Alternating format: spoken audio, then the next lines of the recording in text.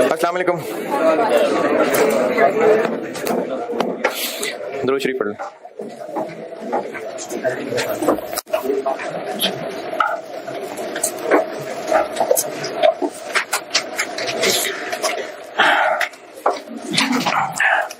एक सवाल किया था कल क्लास में,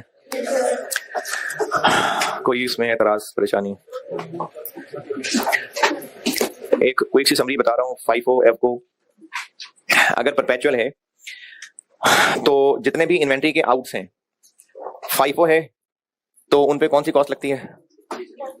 परपेचुअल की बात कर रहा हूँ। FIFO है, अगर जितने भी आउट हो रहे हैं कौन सा रेट लगेगा उन पे? जो सवाल में सबसे ऊपर वाला रेट है, उस वक्त जो स्टॉक में बैलेंस अवेलेबल है उनमें से पुराना वाला। और अगर वेटेड एवरेज मेथड है तो वही जो स्टॉक में अवेलेबल है, जो कि एक ही आ रहा होगा। यानी FIFO है या वेटेड एवरेज है, दोनों में कॉमन बात यह है कि जब भी आउट होगा तो उसके लिए रेट कौन सा लेना है जो उस वक्त स्टॉक में चल रहा है। FIFO है 3-4 लाइनें आ रही होंगी तो बैच शुरू वाली, FCO है तो एक ही लाइन आ रही होगी, वही वाला रेट। तो जो भी इशू है वो इन रूल्स के मुताबिक स्टॉक में जो अवेलेबल है वो रेट लगेगा। लेकिन रिटर्न ऐसी है, रिटर्न कि चूंकि वो ऊपर हुई ट्रांजैक्शन में से किसी का रिवर्सल है, इसलिए चाहे FIFO हो चाहे FCO हो, उस रिटर्न वाली लाइन पे कौन सा रेट लगेगा? जो ओरिजिनल ट्रांजैक्शन पे रेट लगा था। दोबारा, चाहे FIFO है चाहे FCO है, इशू करते हुए जो रेट लगता है ना, वो स्टॉक में जो अवेलेबल है उसको देख के लगता है। लेकिन जो रिटर्न की ट्रांजैक्शन है, चाहे परचेज रिटर्न है चाहे सेल रिटर्न है, उस पर कौन सा रेट लगता है? जिस ट्रांजैक्शन की वो रिटर्न है उसी के ऊपर जो रेट लगा था। ट्रेडिंग बिजनेस की गुड्स मैंने जो बुक में लिखी है, जो आपको दिखाई भी थी, वो कुछ 6-7 वैसी मैंने रैंडमली लिखी थी, उससे अलावा भी हो सकती है जो मैंने ज़बानी बताई थी। लेकिन उसके लिए जरूरी है कि आपको ये डेबिट क्रेडिट की सेंस समझ आए। तो जो भी इन्वेंट्री में इन हो रहा है, इन्वेंट्री डेबिट है, आउट हो रहा है तो इन्वेंट्री क्रेडिट है। अब उसमें 2-3 मैंने ज़बानी बोली थी कि अगर ओनर चीजें लेके जा रहा है तो ड्राइंग्स डेबिट, इन्वेंट्री क्रेडिट। गरीबों में चीजें बांट रहे हैं, चैरिटी डेबिट, इन्वेंट्री क्रेडिट। चोर लेके जा रहा है, goods loss debit, inventory credit. और एक सवाल इसकी प्रैक्टिस का भी कर लिया था। अब आते हैं मैन्युफैक्चरिंग बिजनेस में।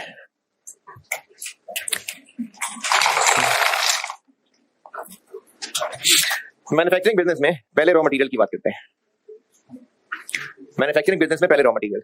ट्रेडिंग बिजनेस की गुड्स और मैन्युफैक्चरिंग बिजनेस का रॉ मटेरियल, इनमें कॉमन बात क्या है? मैन्युफैक्चरिंग बिजनेस का रॉ मटेरियल इन्वेंट्री और ट्रेडिंग बिजनेस की गुड्स की इन्वेंट्री, ये दोनों ही परचेज होते हैं। और दोनों में डिफरेंट चीज क्या है?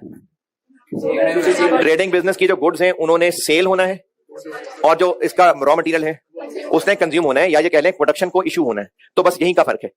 कल जब मैंने ट्रेडिंग बिजनेस की परचेज की एंट्री की थी, क्या एंट्री की थी? Inventory debit. तो अब भी मैन्युफैक्चरिंग की वही पेज 2-3-4 पेज नंबर मैंने बताया था, वही हेडिंग दी हुई है। मैंने कल हेडिंग दी थी जनरल एंट्रीज, उसमें फिर कहा था बुक में आ जाए पेज 2-3-4, वहीं पर ही हूं मैं। ट्रेडिंग बिजनेस की बता दी, रॉ मटेरियल पे आया हूं, और रॉ मटेरियल में पहले मैन्युफैक्चरिंग पे आया हूं और उसमें पहले रॉ मटेरियल बता रहा हूं। जैसे ट्रेडिंग बिजनेस में परचेज की एंट्री थी, इन्वेंट्री डेबिट कैश क्रेडिट, ये भी वही की है। बस ये साथ क्यों लगा दिया? क्योंकि मैन्युफैक्चरिंग में ना एक से ज्यादा तरह की चीजें हैं, इसलिए साथ क्या दिया कि रॉ मटेरियल इन्वेंट्री, और वापस कर देंगे तो बस ये रिवर्स होगा। ठीक है, परचेज। अच्छा, तीसरी एंट्री वहां क्या की थी? अच्छा, वहां सेल की। गुड्स थी ना, सेल हो रही है, रॉ मटेरियल क्या होगा? कंज्यूम होगा। अच्छा, अब ये जो मैंने कंज्यूम की एंट्री की हुई है, ये बस फिलहाल याद कर लें, अभी समझने के लिए आप अभी छोटे हैं, ये चीजें हमने अगले चैप्टर में पढ़नी है, इसलिए बस सिर्फ इसको रटा लगा लें। जब मटेरियल प्रोडक्शन को इशू होगा, स्टोर से मटेरियल निकलेगा तो ये इन्वेंट्री क्रेडिट। अगर वो जो मटेरियल प्रोडक्शन को इशू हो रहा है वो डायरेक्ट मटेरियल है तो work in process inventory debit, और अगर इनडायरेक्ट मटेरियल है तो FOH कंट्रोल। क्यों है ऐसा? ये वर्क इन प्रोसेस इन्वेंट्री क्या है, FOH कंट्रोल क्या है, ये अगले चैप्टर्स में आएगा। अभी फिलहाल बस ऐसे ही एंट्री को याद कर लें। और एक बात लिख लें अपनी बुक के ऊपर ही कि सवाल के अंदर अगर नहीं बताया कि जो मटेरियल इशू हो रहा है वो डायरेक्ट है कि इनडायरेक्ट है, तो बाय डिफॉल्ट डायरेक्ट है। मटेरियल का ही सवाल है और उसी की ट्रांजेक्शन बताइए, तो बाय डिफॉल्ट वो डायरेक्ट मटेरियल। क्योंकि बात क्या होता है कि ये डायरेक्ट का ना वर्ड नहीं बोलते, तो मटेरियल लेबर ओवरहेड्स, तो मटेरियल मतलब डायरेक्ट मटेरियल। तो इसलिए मटेरियल का सवाल है और उसमें नहीं पता कि डायरेक्ट है कि इनडायरेक्ट है, तो बाय डिफॉल्ट वो डायरेक्ट ही है। तो कल वाली एंट्री से मैं रिलेट करके बता रहा हूँ, परचेज की भाई जो कल बताई थी वैसे ही है, बस कल वहां पर सेल्स थी, उसकी जगह पर अब ये इशू टू प्रोडक्शन है। एंट्री क्या होगी? रॉ मटेरियल इन्वेंट्री क्रेडिट हो जाएगी। क्यों क्रेडिट हो जाएगी? क्योंकि स्टोर से निकाल रहे हैं। और अगर वो प्रोडक्शन में जा रहा है डायरेक्ट मटेरियल के तौर पे तो work in process inventory debit, और अगर इनडायरेक्ट के तौर पे तो FOH कंट्रोल डेबिट। और अगर शाम को मशीनें बंद करते हुए जो फालतू रह गया था वो स्टोर में वापस भेज दिया तो रिवर्स। उसके बाद ये वही वाली एंट्रीज हैं जो मैंने कल की थी। मटेरियल खराब हो गया, बेच दिया, कैश डेबिट। मटेरियल खराब हो गया, साइड पे रख दिया, डैमेज इन्वेंट्री डेबिट। हाँ, यहां पर अभी एक डिफरेंट काम ये किया है, ये FOH कंट्रोल या फिर P&L, ये करता हूं मैं भी एक्सप्लेन। और एनआरबी राइट डाउन, ये भी वही चीज है जो कल बताई थी, बस उसका डेबिट मैंने कॉस्ट ऑफ सेल्स में दिया था, इसका डेबिट मैंने एफओएच कंट्रोल में दिया। ये एफओएच कंट्रोल क्या होता है, वर्क इन प्रोसेस इन्वेंटरी क्या होता है, ये हमने अगले चैप्टर में पढ़ना है, तो सिर्फ ये नामों का फर्क है, थोड़ा सा ये याद कर लें। तो बाकी वही एंट्री जो कल मैंने लिखी थी वही एंट्रीज आज मैंने मैन्युफैक्चरिंग के रॉ मटेरियल के तौर पे बता दी। ये वाली बात मैं भी समझाता हूं कि एफओएच कंट्रोल स्लैश P&L ये क्या है, ये है ये मैं भी समझाता हूं। रॉ मटेरियल यही है।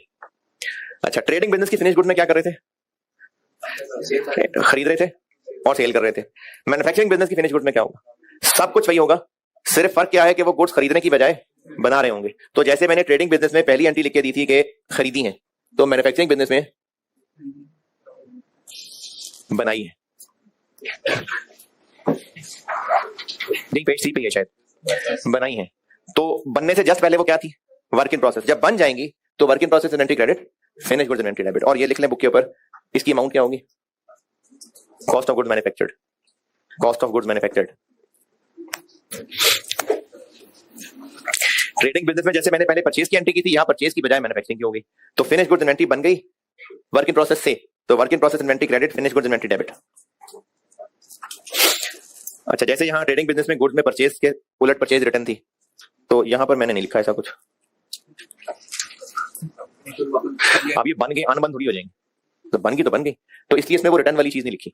बाकी आप देखें सेम लिखी है, बाकी एंट्री देख लें मैंने सेम ट्रेडिंग बिजनेस वाली लिखी है, बाकी सेम ट्रेडिंग बिजनेस वाली लिखी हुई है, क्योंकि गुड्स गुड्स हैं, चाहे ट्रेडिंग बिजनेस हो चाहे मैन्युफैक्चरिंग बिजनेस हो, गुड्स सेल करेंगे वही वाली एंट्री है। सेल रिटर्न वही जो कल बताई थी, गुड लॉस्ट हो जाएंगी, जल जाएंगी, फेंक देंगे, सब वही वाला काम किया हुआ। तो वही जो मैंने कल ट्रेडिंग बिजनेस की एंट्रीज बताई थी, मैन्युफैक्चरिंग बिजनेस में फिनिश गुड्स की वही सारी एंट्रीज हैं। सिर्फ जो ट्रेडिंग बिजनेस था उसमें परचेज हो रही थी, यहां पर बन रही है। वहां पर परचेज करके ला रहे थे तो इन्वेंटरी डेबिट और कैश क्रेडिट हो रहा था, यहां पर बन रही है तो फिनिश गुड्स इन्वेंटरी डेबिट और work in process inventory credit, बाकी सब वही ट्रांजेक्शन है। तो रॉ मटेरियल की भी सारी वही एंट्री थी, फर्क ये पड़ रहा है कि जहां वो सेल हो रही होती थी, इशू टू प्रोडक्शन है, और ट्रेडिंग बिजनेस की गुड्स और मैन्युफैक्चरिंग बिजनेस की गुड्स सब कॉमन है। डिफरेंस क्या है, ट्रेडिंग बिजनेस की गुड्स और मैन्युफैक्चरिंग बिजनेस की गुड्स वो खरीदते हैं, इन्वेंटरी डेबिट कैश क्रेडिट ये बनती है, फिनिश गुड्स इन्वेंटरी डेबिट और raw material sorry work in process inventory credit, बाकी बिल्कुल सेम लिखी, मैंने दोबारा कॉपी कर दी।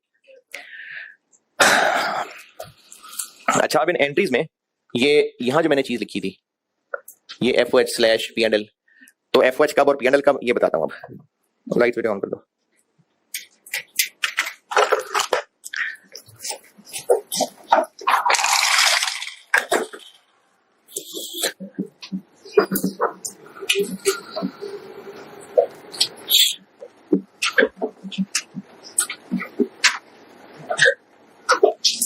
ये जो गुड्स का खराब होना है, वेस्ट हो जाना, डैमेज हो जाना, क्या तो ये नॉर्मल होता है या एबनॉर्मल होता है।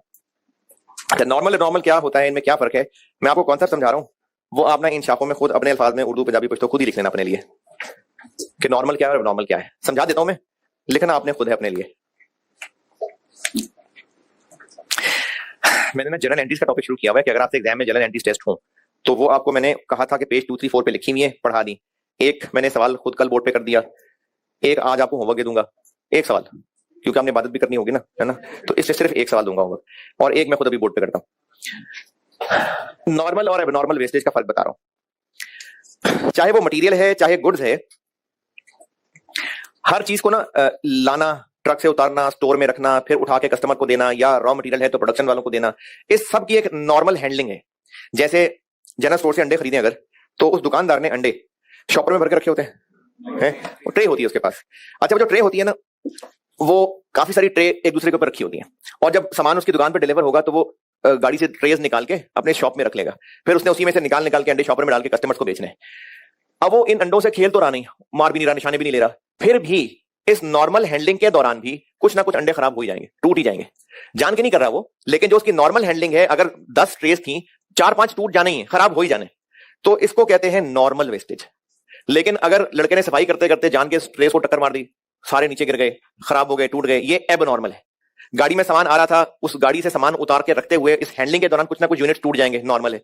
लेकिन गाड़ी जो है ना, वो ड्राइवर कहीं और देख रहा था, मोबाइल यूज कर रहा था, और जो गाड़ी है उसका एक्सीडेंट हो गया, और जो सामान था उसमें खराब हो गई चीजें, तो अब ये एबनॉर्मल है।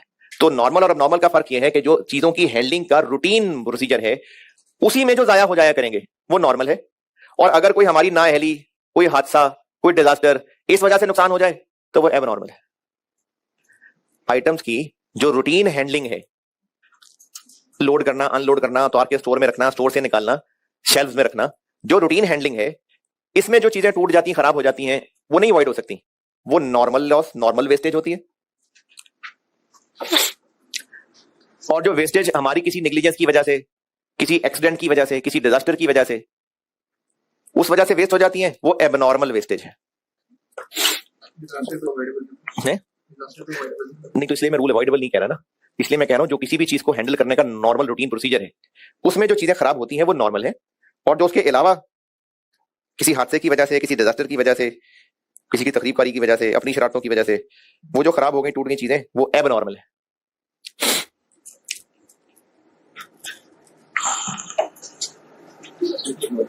जी, डिजास्टर से जाया हो रही है, वो भी एबनॉर्मल है।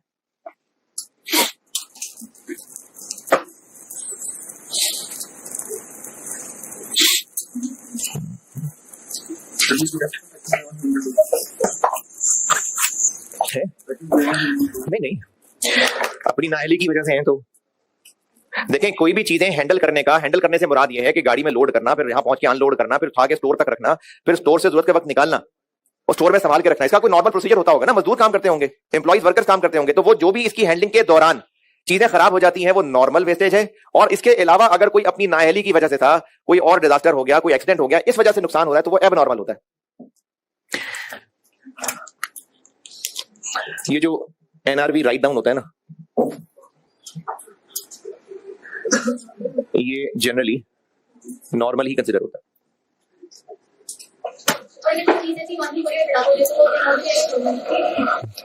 बड़े में खराब हो जाए, वही बता रहा हूँ, ये वही चीज है कि एनआरवी राइट डाउन जो है ना, ज्यादातर ये जो ऑब्सोलीट चीजें होती हैं, जनरली इनको नॉर्मल ही माना जा रहा होता है।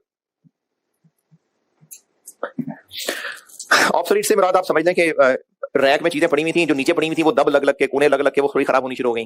जूते पड़े हुए थे, बिक ही नहीं रहे थे, पुराने पुराने, वो ओल्ड फैशन हो गए। तो इस तरह की चीजें जो ऑब्सोलीट होती हैं, तो इनमें जो राइट डाउन करना पड़ता है एनआरवी की वजह से, उसको जनरली नॉर्मली लिया जाता है। अच्छा, अब ये है तो वेस्टेज, एक नुकसान है, एक एक्सपेंस है। तो अगर ये एक एक्सपेंस है तो इसको कहीं ना कहीं डेबिट भी करना है। तो अब डेबिट कहां करना है?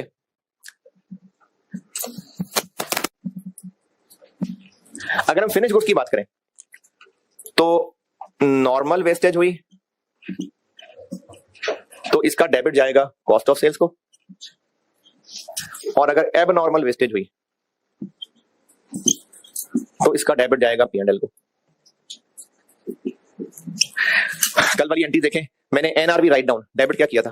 Cost of sales. तो वो नॉर्मल मानी जाती है, तो मैंने कॉस्ट ऑफ सेल्स डेबिट किया था। फिर वो जो कल सवाल कराते हुए गुड्स गायब हो गई थी, मिसिंग गुड्स लॉस, मैंने डेबिट किया था, मतलब वो पीएनएल, गुड्स लॉस्ट।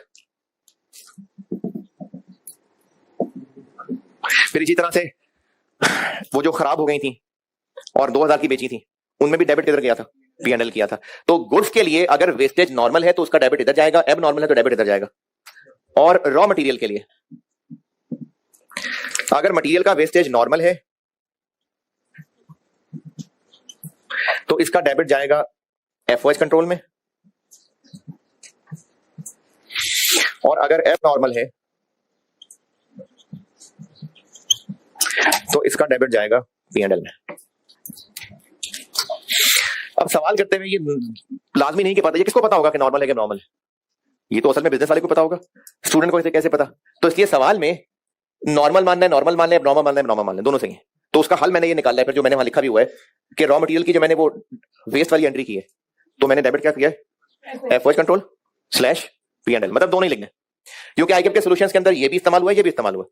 तो कॉस्ट ऑफ सेल्स, अगर गुड्स की बात कर रहे हैं तो cost of sales slash PNL कर दें, रॉ मटेरियल की बात कर रहे हैं तो एफओएच कंट्रोल स्लैश पीएनएल कर दें। नहीं, वो तो जब बनती है तब होता है ना, बन गई, अब उसके बाद वो पड़े पड़े स्टॉक खराब हो गया तो उसको एनआरवी राइट डाउन करना पड़ा, तो उसकी कॉस्ट ऑफ सेल्स एंट्री की थी। और कॉस्ट ऑफ सेल्स क्यों की थी वो कल भी इधर को पूछ रहा था, तो वो कॉस्ट ऑफ सेल्स पे उसका असर जाएगा ना, अगर क्लोजिंग स्टॉक की वैल्यू कम हो गई हो तो। कॉस्ट ऑफ सेल्स और कॉस्ट ऑफ गुड्स सोल्ड एक चीज है। कॉस्ट ऑफ सेल्स वो है जो चीजें बिकी उनकी कॉस्ट, जो चीजें बनी उनकी कॉस्ट, पर यूनिट तो एक ही चीज है। ये अलग ट्रांजैक्शन है कि इतनी कॉस्ट की चीजें बनी, finish goods inventory debit, work in process inventory credit, per unit हाँ वो तो एक ही। एक्चुअली जो कॉस्ट, जो यूनिट्स बिक रहे होंगे उनकी कॉस्ट क्या होगी? जो उनको बनाने की कॉस्ट थी।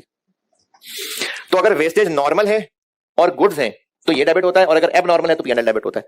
रॉ मटेरियल की बात हो रही है, वेस्टेज नॉर्मल है तो ये डेबिट होता है, एब नॉर्मल है तो ये डेबिट होता है। तो आप एग्जाम क्वेश्चन में एंट्री करते हुए दिस स्लैश दिस दोनों ही डेबिट लिखना है।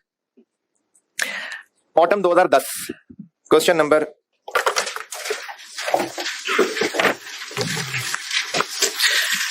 पेज नंबर 11 पे आए, page number 11 question number 5 quality limited, page number 5 quality limited.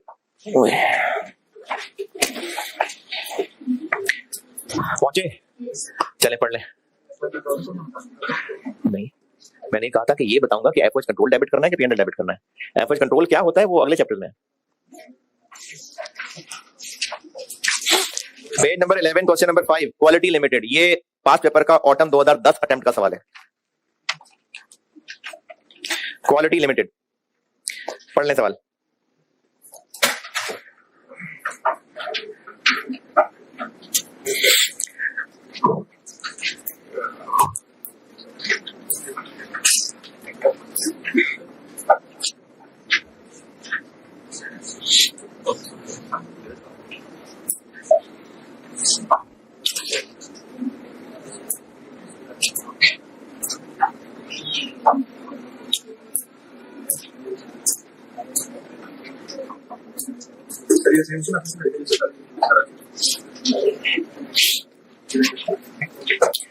सवाल पढ़ने को गया यार, ये जो हंसते मुस्कुराते चेहरे नजर आ रहे थे सवाल नहीं पढ़ रहे, क्योंकि सवाल पढ़ के ऐसी नहीं आती है।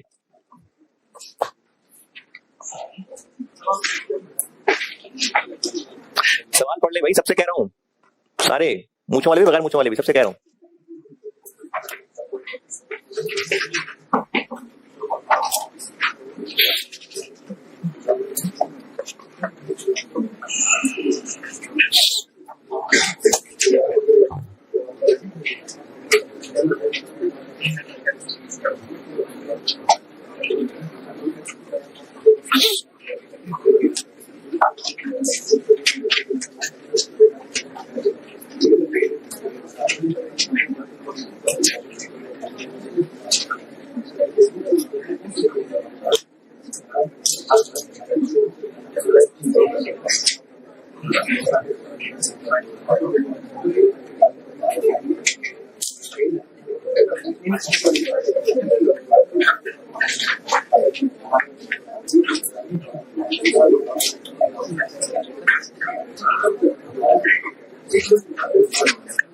हाँ जी, सवाल पढ़े थे। अच्छा, अगर वाकई पढ़ा है तो आपको ये अंदाजा हो जाएगा कि इसी सवाल को एग्जामिनर ने थोड़ा बहुत आगे पीछे करके कल वाला सवाल बनाया था। ये ऑटम 10 का सवाल था, जो कल किया था वो स्प्रिंग 21 का सवाल था। इसी सवाल को उसने फिनिश गुड बनाया ट्रेडिंग का और सवाल बना दिया। तकरीबन सब वैसी सी बातें। अच्छा, अब ये कैसे पता मैन्युफैक्चरिंग बिजनेस का सवाल ये कैसे पता कि मटेरियल का सवाल है कि फिनिश गुड्स का सवाल? The following information pertains to a raw material SRM। अब ये सारी चीजें जो हैं ये उस रॉ मटेरियल के हवाले से हो रही हैं, और ये सब बिल्कुल वही पॉइंट्स हैं, तकरीबन सारे वही हैं, कुछ डिफरेंट हैं लेकिन मेजॉरिटी वही हैं। तो ये आप लोगों का होमवर्क है, ये सवाल आप कर रहे हैं।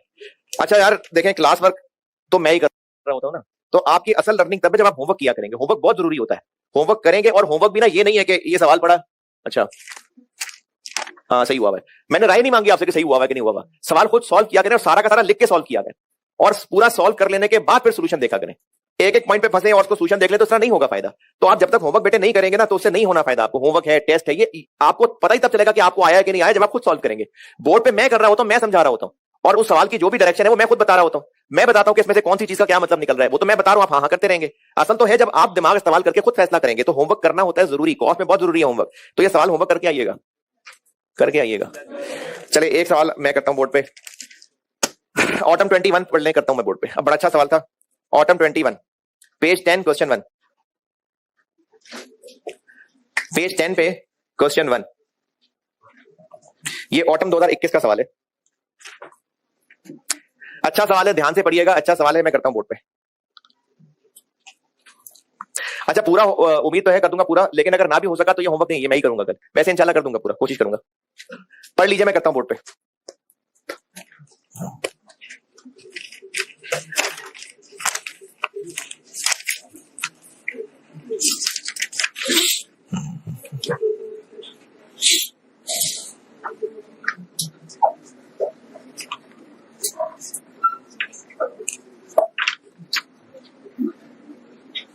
जी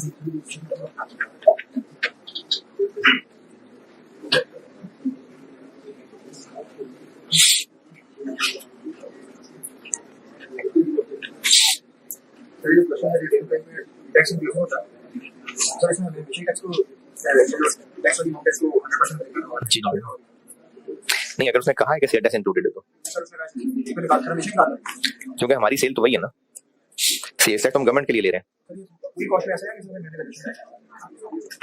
और आगे है नहीं ना ये चीज, इन्वेंट्री रिफंडेबल अगर हो। अच्छा अब ये तो बेचते हुए है ना, ये तो है ही गवर्नमेंट के लिए पैसे, इसको तो निकालना ही निकालना है।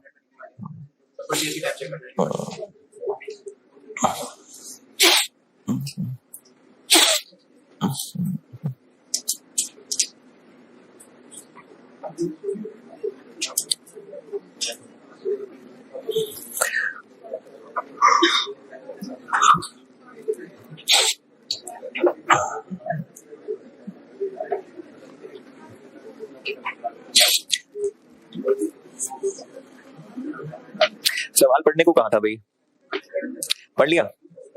सुन लूं? ये वो ग्रीन सी शर्ट, हाँ कितने प्रोडक्ट हैं सवाल है? कौन कौन से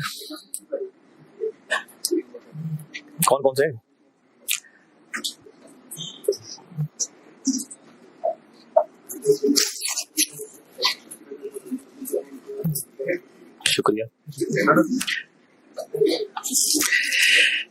बेटा। सवाल क्या था तो पढ़ा करो ना यार। जिन दोस्तों के साथ गप्पे मारने में आप लोग बिजी रहते हैं, फर्ज करें वो पास हो गए और आप फेल हो गए हैं, जो इकट्ठे बैठ के आप लोग खेल कूद करके पढ़ाई जाया कर रहे होते हैं, जस्ट इमेजिन कि वो पास हो जाता और आप फेल हो जाते, कितनी गालियां देंगे अपने दोस्त? और ऐसा होगा। सवाल पढ़ने को कहता हूं तो पढ़ा करो ना भाई। जो पढ़ रहे थे पढ़ लिया, मेरे बोर्ड पे मिटा दे।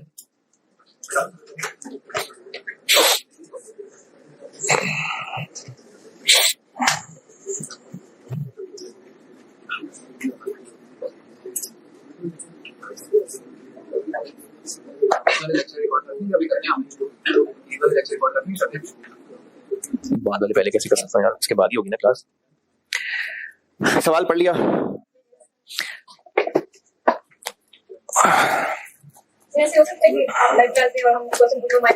नहीं जी ऐसे नहीं हो सकता, वो रिकॉर्डेड ही होगी। और लेकिन आप लोगों के कितने को सवाल होंगे? मैं वैसे भी जो 10-15 लोग बैठे होंगे वो बता ही देंगे, वही वाले कॉमन सवाल ही होते हैं। इस सवाल की रिक्वायरमेंट 2। अच्छा पार्ट ए पढ़े। इस तरह के सवाल होते हैं जो थ्योरेटिकल सवाल, ये रटा नहीं है सच, बस एक कॉन्सेप्चुअल चीज पूछी हुई है। पूछा ये हुआ है कोई सी 4 मिसालें बता दें कि एनआरवी कॉस्ट से कम हो। अच्छा नॉर्मली एनआरवी ज्यादा होनी चाहिए कम? ज्यादा ना, प्रॉफिट कमाने बैठे ना भी, ज्यादा होनी चाहिए, लेकिन किसी वजह से हो सकता है कम हो। तो वो कह रहे हैं कि 4 ऐसी वजह बता दें, तो क्या क्या हो सकता है? डैमेज हो गई ये चीजें, चोरी हो गई तो गई ना, एनआरवी की तरफ गई, चोरी तो गई। कंपेटिटर की वजह से हमें प्राइस कम करनी पड़ जाए, सेलिंग कॉस्ट बढ़ जाए, ऑब्सोलीट हो जाए, पुरानी चीजें हो जाए, तो ये मुख्तलिफ मिसालें हैं कि इनसे एनआरवी कम हो जाती है। ये 2 नंबर का सवाल ये पूछा हुआ था। अच्छा पार्ट बी 13 नंबर, इसमें जो पॉइंट 2 है ना, मैं पहले ये सॉल्व, यानी पहले मैं आपको पॉइंट 2 सामने रख के सॉल्व करूंगा क्वेश्चन, फिर मैं पॉइंट 1 का आंसर समझाऊंगा। आल्दो कि आपको ज्यादा नंबर पॉइंट 1 के नजर आ रहे हैं, लेकिन जो पॉइंट 2 है रिक्वायर्ड का, अगर सिर्फ यही भी पूछा होता 13 नंबर का, तो ये पहले जो 2 सवाल किए उन जैसा ही सवाल है। 4 प्रोडक्ट्स है और पॉइंट 2 रिक्वायर्ड में क्या पूछा हुआ है? अच्छा एडजस्टेड का वर्ड अगर छोड़ दें, वैल्यू ऑफ इन्वेंट्री, तो पहले भी यही काम करते आ रहे हैं। तो ये सिर्फ इतनी रिक्वायरमेंट के साथ 13 नंबर का बिल्कुल ये सवाल मुनासिब था, और मैं पहले इसको इसी तरह ही करने लगा हूं। यानी पहले मैं सवाल को ये समझ के करने लगे कि वैल्यू ऑफ इन्वेंट्री निकालनी है। एक बार वो सारी वैल्यूज निकलवा दूं, फिर मैं आपको पॉइंट 1 समझाऊंगा, क्योंकि पॉइंट 1 की वर्डिंग जो है ना वो ज्यादा टेक्निकल है। तो पहले सारी वैल्यूज हम सॉल्व कर चुके हैं, फिर मैं रिक्वायरमेंट 1 समझाऊंगा। तो पहले इस सवाल की रिक्वायरमेंट 1, 2 इग्नोर करके मैं रिक्वायरमेंट बता रहा हूं कि value of inventory as at 30 units. तो 4 प्रोडक्ट्स हैं, तो चारों की हमें ईयर एंड की वैल्यू निकालनी है, वही जो पहले काम करते आ रहे हैं। तो क्या इस सवाल की प्लानिंग बनी? क्या करना है फिर हमने? चारों प्रोडक्ट को एक एक लेके चलते हैं, यूनिट्स, कॉस्ट और एनआरवी, और बीच में डिफेक्टिव भी है, तो नॉर्मल और डिफेक्टिव वालों की एनआरवी अलग अलग। प्रोडक्ट ए, सबसे पहले इसके यूनिट्स, तो यूनिट्स कितने हैं इसके? जी 15,000। तो इनमें डिफेक्टिव भी है कोई, या ये नॉर्मल वाले थे 15,000? ये टोटल है, फिर डिफेक्टिव इनमें इंक्लूडेड है। डिफेक्टिव कितने? तो फिर नॉर्मल 1 2 12,600। ये 12,600 और ये 2,400, ये टेबल से ना किसी को समझ आया? सवाल पड़ा है ना बेटे? मैंने प्रोडक्ट ए सॉल्व करना शुरू किया है। Trading business, manufacturing business? Manufacturing business है। और गुड्स या रॉ मटेरियल? किसका सवाल है? फिनिश गुड्स का सवाल है, रॉ मटेरियल का सवाल? फिनिश गुड्स का सवाल है। The information related to its inventory of each product. तो ये मैन्युफैक्चरिंग बिजनेस के फिनिश गुड्स का सवाल है। जाग रहे हैं? मैन्युफैक्चरिंग बिजनेस के फिनिश गुड्स का सवाल है। प्रोडक्ट ए क्लोजिंग इन्वेंट्री दी हुई है टेबल में, और चौथी पांचवी लाइन में लिखा हुआ है कि डिफेक्टिव यूनिट जो कि इंक्लूडेड इन क्लोजिंग इन्वेंट्री है वो 24 है। तो फिर 15 में से निकालेंगे तो बाकी नॉर्मल वाले आ गए। ये हो गए यूनिट्स। और क्या करना है? कॉस्ट। जी FIFO एफ को है, लेकिन कॉस्ट निकालने की जरूरत नहीं है, कॉस्ट दी हुई है। कितनी? 800। ये 800 ना किसी को नजर आया हो? कॉस्ट 800 गिवन है, मिल गया टेबल में। दूसरी लाइन, अगला काम एनआरवी। अच्छा, अब चूंकि डिफेक्टिव यूनिट्स भी है ना, तो नॉर्मल वालों की अलग एनआरवी निकाल लेते हैं और डिफेक्टिव वालों की अलग निकाल लेते हैं।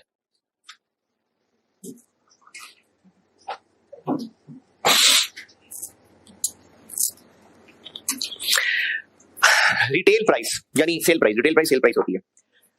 तो जो सेल प्राइस है उसमें सेल्स टैक्स शामिल है। तो हम जब कस्टमर को चीजें बेच रहे होंगे और गवर्नमेंट के कहने पे हम सेल टैक्स शामिल कर रहे हैं, तो हमारी सेल्स कौन सी है? जो सेल टैक्स के बगैर है। तो ये जो आपको रिटेल प्राइस यानी सेल प्राइस दी हुई है, ये सेल्स टैक्स शामिल वाली है बगैर वाली? तो बगैर वाली करें कैसे? इसमें 10% सेल्स टैक्स इंक्लूसिव है। ये 110 है। कितनी है? 11144। इसको कर लेते हैं 100, ये 1110 है। 1040। कॉस्ट टू सेल है कोई? कितनी? 80। तो नॉर्मल वालों की एनआरवी आ गई 960।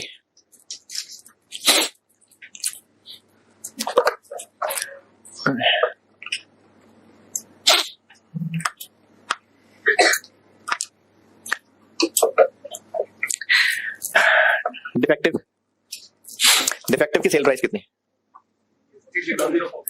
1040 ही है या 60% है?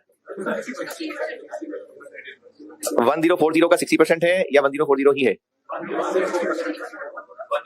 1040 ही है। क्यों है? दोनों क्या है? हाँ जी, दोनों क्या क्या? दोनों 1144 क्यों? अरे वो तो ये कह रहा है कि जो अभी प्राइस है वही। अब ये तो कॉमन सेंस की बात है ना कि प्राइस सेल्स टैक्स से बगैर वाली, सेल टैक्स शामिल करने वाले को थोड़ी हम सेल कहेंगे। हाँ जी, मैंने पूछा है कि जो डिफेक्टिव वाले हैं उनकी सेल प्राइस यही 1040 है या इसका 60% करें? इस सवाल में इनको बेचने की दो ऑप्शंस मौजूद हैं। कैसे पता दो ऑप्शन मौजूद है? क्योंकि टेबल की लास्ट लाइन क्या है? रीवर्क। रीवर्क यही है कि रिपेयर कर लें। तो अगर हम रीवर्क कर सकते हैं यानी उस पर दोबारा काम कर सकते हैं, तो दोबारा काम करने के बाद क्या होगा? फिर ठीक हो जाएगा ना। तो ठीक हो जाएगा तो कितने का बेच लेंगे? तो एक रास्ता ये है, और दूसरा रास्ता है सेकंड बुलेट पॉइंट कि हम इसको रिपेयर किए बगैर भी बेच सकते हैं। तो हमारे पास दो हल मौजूद हैं। तो एनआरवी लेने के लिए हमें दोनों को सॉल्व पहले करना पड़ेगा। हमें इसमें पहले आफ्टर रीवर्क को अलग देखना पड़ेगा और विदाउट रीवर्क को अलग देखना पड़ेगा। अगर हम आफ्टर रीवर्क करते हैं यानी इसको ठीक करके बेचते हैं, तो सेल प्राइस कितनी? यही 1040। अच्छा, किसी को लगता हो कि इसमें लिखा हुआ है कि रिटेल प्राइस, तो रिटेल प्राइस तो 1144 है। तो अब ये कॉमन सेंस की बात है कि हम अपनी सेल्स की बात कर रहे हैं, चल रहा है ना, हम अपनी सेल्स की बात कर रहे हैं, तो सेल टैक्स मिली हुई अमाउंट को थोड़ी सेल्स कहेंगे। तो ये 1040, लेकिन 1040 तक पहुंचाने के लिए इसको रिपेयर भी करना पड़ेगा। कितना? 260। और जब ठीक कर लेंगे तो कॉस्ट टू सेल भी करना पड़ेगा 80। तो इस रास्ते से अगर चलेंगे तो इसकी एनआरवी नजर आ रही है 700। और एक और हल ये है कि हम इसको विदाउट रीवर्क बेच के देखें। अगर विदाउट रीवर्क बेचते हैं तो कितने का बेच लेंगे? कैसे? 1040 का 60%, 620 माइनस कुछ भी नहीं। सेकंड बुलेट पॉइंट की वर्डिंग पढ़े ध्यान से,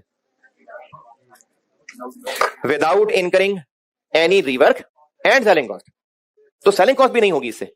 अब हमारे पास दो ऑप्शंस हैं, एनआरवी किसको लें? 700 को। तो इसकी एनआरवी होगी इन दोनों में से हायर वाली 700। ये प्रोडक्ट ए, कॉस्ट निकल आई, एनआरवी निकल आई। तो प्रोडक्ट ए को समेटते हैं, वैल्यू हो जाएगी नॉर्मल वालों के लिए यानी 12 के लिए 800, 960, 800, 100, 800, 00, और डिफेक्टिव वालों के लिए 2400 और इनकी कॉस्ट 800 है, एनआरवी 700 है। 700 1 6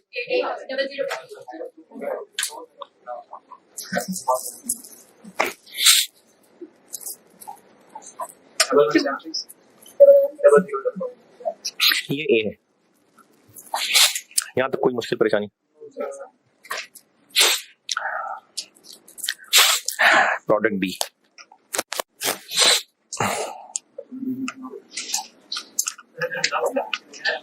क्या जी?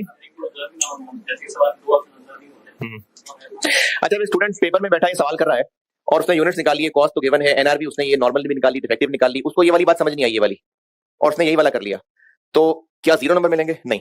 अगर इस वाले पोर्शन के, जैसे पार्ट 1 के 10 नंबर हैं लेकिन असल में वो डबल एंट्रीज हैं, टोटल मिला के मैं कह लेता हूँ 13 एंट्रीज निकाल दें तो तकरीबन 10 नंबर का सवाल होता। लेट्स से ए के 3 नंबर होते, प्रोडक्ट ए के 3, बल्कि ए और बी के ज्यादा होते क्योंकि सी और डी हल्का है। चलो 4 नंबर होते इसके, तो 4 नंबर में से अगर स्टूडेंट इसको भूल जाता और यही सॉल्व कर लेता तो उसकी एनआरवी गलत आती, एनआरवी गलत आती तो उसकी वैल्यू गलत आती। तो 0 नंबर नहीं है एनआरवी। ये दोनों चीजें कैलकुलेट करने के शायद 2 नंबर थे, तो उनमें से 1 नंबर कट जाएगा और आपने जितना काम किया होगा उसके मुताबिक तो सही लोअर लेके एनआरवी वैल्यू निकाली होगी ना, उसके मिलेंगे नंबर। तो इसलिए स्टेप्स के नंबर होते हैं और जो गलती हो जाए उस स्टेप के नंबर कट गए।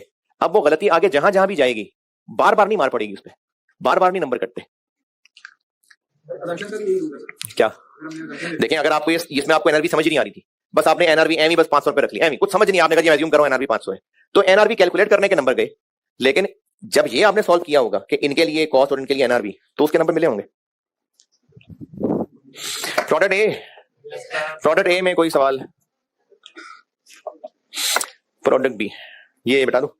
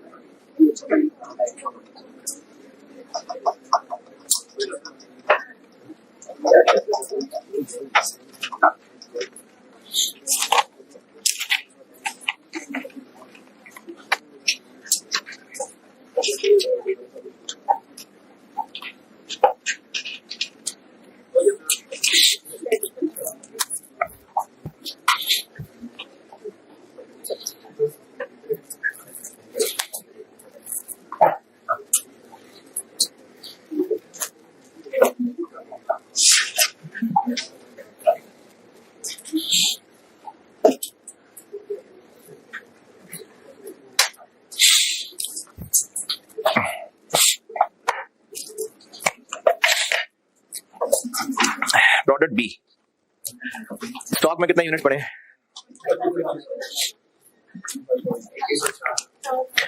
25,000। डिफेक्टिव कितने? तो फिर नॉर्मल हो गए 21।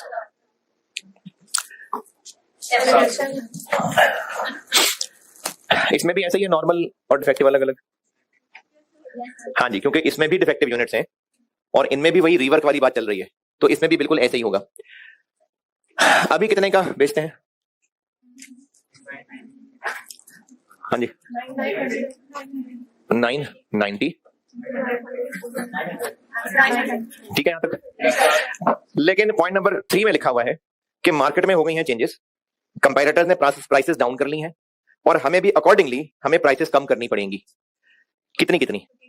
15% बी के लिए और 20% डी के लिए। तो जितने का हम पहले बेचते आए हैं अब एक्सपेक्टेड उतना नहीं है, अब हमें इसको 15% कम करना पड़ेगा। ये ठीक है? ये वाली बात सही है? नहीं समझ आया? ये वाला 900 आ गया। थर्ड बुलेट पॉइंट में लिखा हुआ है, दोबारा समझा रहा हूं जिनको नहीं समझ आया। थर्ड बुलेट पॉइंट में लिखा हुआ है कि मार्केट में प्राइसेस जो रॉ मटेरियल की हैं वो सस्ती हुई, इसलिए जो हमारे प्रोडक्ट से मिलते जुलते प्रोडक्ट थे कंपेटिटर्स के, उन्होंने प्राइसेस कम कर ली, उन्होंने अपने लोगों को डिस्काउंट ऑफर करना शुरू कर दिया। हमें भी ऐसे ही करना पड़ेगा। ऐसे ही कैसे ही? हमें भी डिस्काउंट देना पड़ेगा। कितना? पहले बी का जिक्र है एंड फिर डी का जिक्र है, और आगे पहले 15% का जिक्र है एंड फिर 20% का जिक्र है रिस्पेक्टिवली। इसका मतलब है कि बी के लिए 15% डिस्काउंट देना पड़ेगा और डी के लिए 20% डिस्काउंट देना पड़ेगा। थर्ड बुलेट पॉइंट की अंग्रेजी पढ़ के देख लें, जो नहीं समझ आ रहा किसी को अभी तक, मैं दोबारा कोशिश कर लेता हूं। प्रोडक्ट बी, जी प्रोडक्ट बी, हमें 15% डिस्काउंट देना पड़ेगा ना। तो ये जो काली वाली प्राइस है 900 रुपए, ये है जो हम अभी इतने का बेचते हैं, अब उसको 15% सस्ता करना पड़ेगा। तो 0.85 ओके, कितना बन गया? 765। Cost to sell 75, 690। तो नॉर्मल वालों की एनआरवी 690, डिफेक्टिव वाले अगर हम इनको ठीक करके बेचते हैं तो इतने का ही बेच लेंगे, 765। ठीक करने में कितना लगेगा? 320 और 75, 370।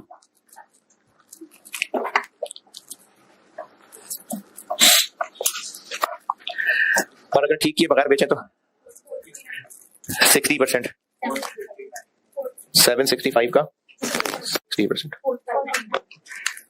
459। तो इनमें से एनआरवी आ जाएगी 459। इसमें बताएं जी, क्या नहीं समझ आई बात? क्या जी? हाँ जी ठीक है, शाबाश। क्यों लगाया ऐसा?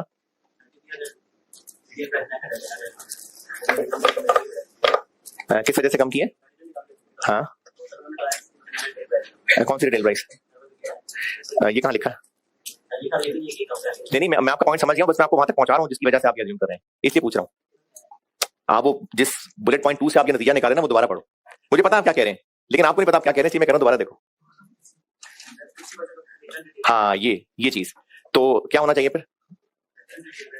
हाँ, तो 900 होना चाहिए, 900 का 60%। क्या ठीक है? हाँ बिल्कुल, शाबाश। देखिए यहां पर लिखा हुआ है सेकंड बुलेट पॉइंट में कि करंट प्राइस का 60%। करंट प्राइस मतलब जो उस वक्त मार्केट में हो, तो अब 900 तो रहेगी नहीं, तो डिस्काउंट आ गया ना, अब तो 900 नहीं रहेगी। इसको कुछ स्टूडेंट ऐसा भी सोच सकते हैं कि करंट, वो कह रहे हैं करंट मतलब जो अभी चल रही है 900, तो अब तो प्राइस ही चेंज हो जानी है। तो जब प्राइस ही चेंज हो जानी है तो खराब चीजें भी तो सस्ती होनी है, तो इसलिए उसी का 765 का 60%। तो इनमें से एनआरवी हो गई 459। तो जो नॉर्मल वाले यूनिट्स हैं 21,000, इनकी एनआरवी और कॉस्ट में से एनआरवी कम है, और डैमेज वालों की कॉस्ट और एनआरवी में से एनआरवी कम है।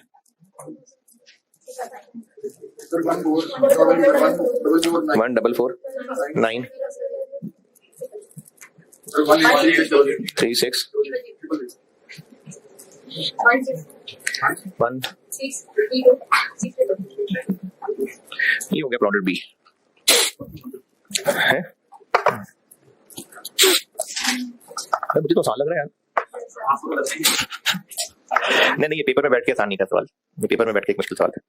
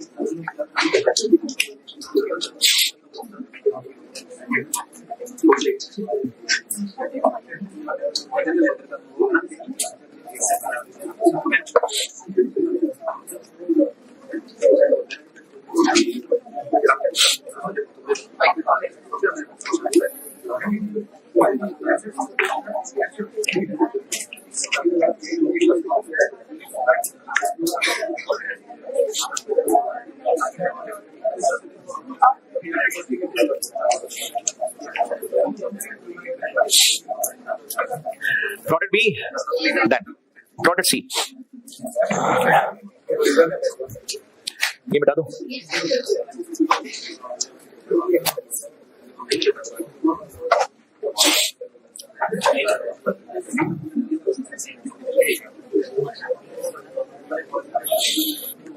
प्रोडक्ट सी और डी में डिफेक्टिव है।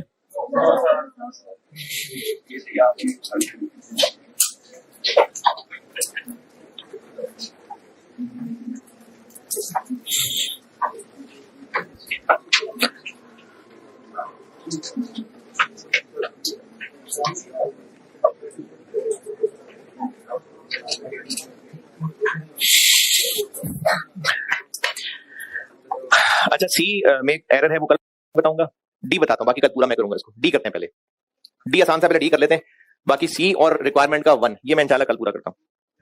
प्रोडक्ट डी कर रहा हूं पहले। प्रोडक्ट डी कितने यूनिट्स पड़े हुए? 8000। और ये जो 8000 यूनिट्स हैं ये सही है सारी। कॉस्ट कितनी इनकी? 1275।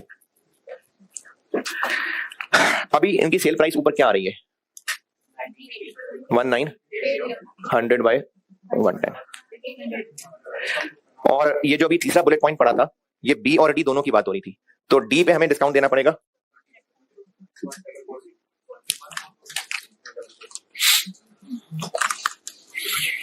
वन 1440 और कॉस्ट टू सेल 133। तो एनआरवी और कॉस्ट 8000 इंटू 1275 10200 ये डी है। चलें सी भी कर लेते हैं, खैर ये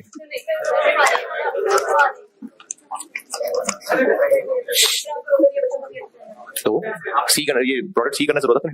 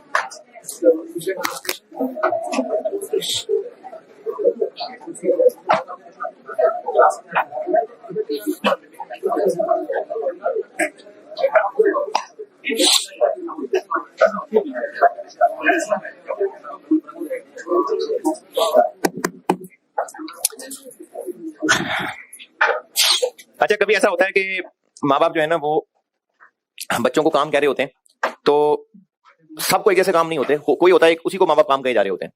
अच्छा अब उसको लग रहा होता है कि मेरी ही किस्मत खराब है और मुझे ही काम कहते हैं सारे। अब इसकी दूसरी साइड ये है कि अम्मी अब्बू क्यों उसी को काम कह रहे होते हैं? क्योंकि वो अच्छे तरीके से काम करता है, और जिसको काम नहीं कह रहे होते हैं वो जो है वो हराम है, वो नियत से काम नहीं करता, या काम करेगा तो मुंह ऐसे बनाएगा कि माँ बाप को दोबारा काम करने का दिल नहीं करेगा। अच्छा कुदरती बात ये, सीरियस बात समझा रहा हूँ, जाने चले जाए नहीं तो सीरियस बात समझा रहा हूँ।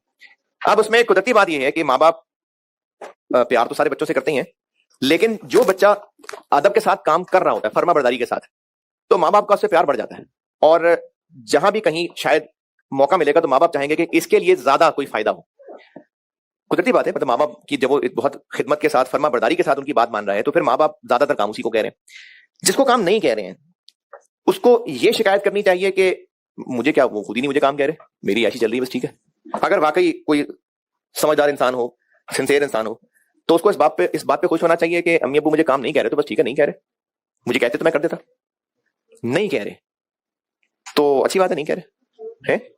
अगर नहीं कह रहे तो कोई मसला है, या तो वो मुझसे नाराज है, या मेरे काम करने में ही कोई ऐसी खराबी थी कि उन्होंने तौबा कर ली, कहते काम नहीं कहना। तो ये दोनों बातें जो है ना, या तो मुझसे वो नाराज है, या मैंने काम करना ही इतने बुरे तरीके से किया था कि उन्होंने सोचा दोबारा उसको कहना ही नहीं है। तो अगर माँ बाप काम नहीं कह रहे हैं तो ये कोई ऐसी वाली बात नहीं है, ये शर्म वाली बात है। इस पे जो अच्छा बच्चा होगा ना उसको फिक्र करनी पड़ेगी कि क्यों मुझे काम नहीं कह रहे, मुझे क्यों नहीं कह रहे, मेरे से गलती हुई है तो माफ कर दे। मुस्लिम इब्ने हिबान 341। सैयदना अनस बिन मालिक रज़ियल्लाहु अन्हु से रिवायत है कि नबी अकरम सल्लल्लाहु अलैहि वसल्लम ने फरमाया, अल्लाह ताला जब किसी बंदे के लिए खैर चाहते हैं तो उससे काम लेते हैं। पूछा गया किस तरह काम लेते हैं अल्लाह के रसूल सल्लल्लाहु अलैहि वसल्लम?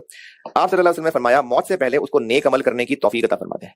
तो अगर हमसे नेक काम नहीं हो रहे हैं तो ये सोचने वाली बात है कि या तो अल्लाह नाराज हुए में, या फिर कभी को नेक काम किए भी थे तो वो इतने बुरे तरीके से किए थे कि उनकी वैल्यू गिर गई हुई थी।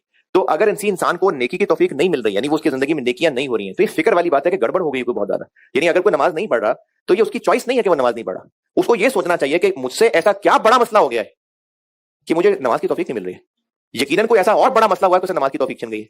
अगर किसी वजह से वो कोई और नेकी था वो जो नहीं कर पा रहा, तो उसको ये सोचना चाहिए कि मुझसे कोई और बड़ी हरकत ऐसी हुई है जिससे मुझे इस नेकी की तौफीक छिन गई है। तो अल्लाह ताला जब किसी के साथ खैर चाहते हैं ना तो उसको उससे काम लेते हैं। तो जो लोग नेकियों के काम में इन्वॉल्व हैं तो एक निशानी ही ये कि वो काम कबूल हो रहा है कि बार बार मौके मिल रहे हैं, बार बार नेकियों के मौके मिल रहे हैं। कल मुलाकात होगी इंशाल्लाह।